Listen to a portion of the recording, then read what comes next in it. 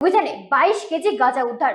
ভবানীপুর এলাকায় এক বাড়ি থেকে গাঁজা সহ হাসিনা খাতুন নামে এক মহিলাকে আটক করা হয়েছে। পুলিশ জানিয়েছে এনডিপিএস আইনে মামলা রুজু করে অভিযুক্তকে আদালতে পেশ করা হবে। যাত্রাপুর থানার পুলিশ সোমবার দুপুরে গোপন সূত্রের খবরের ভিত্তিতে ভবানীপুর গ্রাম পঞ্চায়েত এলাকার বাসিন্দা হাসিনা খাতুনের বাড়িতে তল্লাশি চালায়।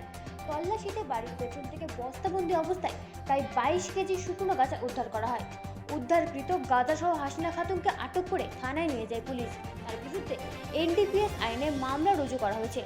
যাত্রাপুর থানার ওসি স্মৃতিকণ্ঠ বর্ধন জানান, অভিযুক্তকে রিমান্ডের আবেদন জানিয়ে আদালতে পেশ করা হবে।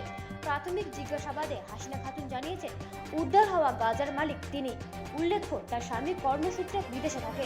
ওসি আরও জানান, খবর পাওয়ার পর তিনি নিজে এবং থানার অন্যান্য পুলিশকর্মী ও মহিলা কনস্টেবলদের নিয়ে দ্রুত ঘটনাস্থলে পৌঁছে বাড়ির বিভিন্ন জায়গায় তল্লাশি চালান।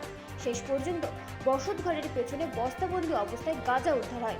সম্প্রতি এলাকায় মাদক মজুদের বিরুদ্ধে পুলিশের ধারাবাহিক অভিযানে এটি আরেকটি সাফল্য। তবে একজন মহিলার কাছ থেকে বিপুল পরিমাণ গাঁজা উদ্ধারের ঘটনায় এলাকায় চাঞ্চল্যের সৃষ্টি হয়েছে। ব্যুরো রিপোর্ট, রাজি নিউজ নেটওয়ার্ক।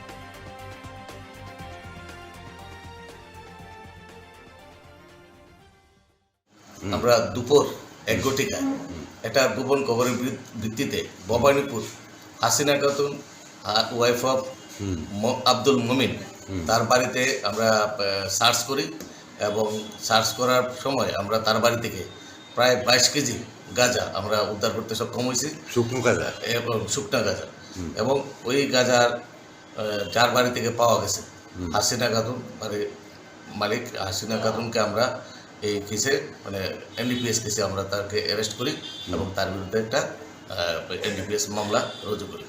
আগামীকাল তাকে আমরা কোর্টে সোনামুড়া কোর্টে আমরা প্রেরণ করব। এই মহিলার স্বামী মহিলার স্বামী বিদেশ থাকে, বাইরে থাকে। সন্দেশ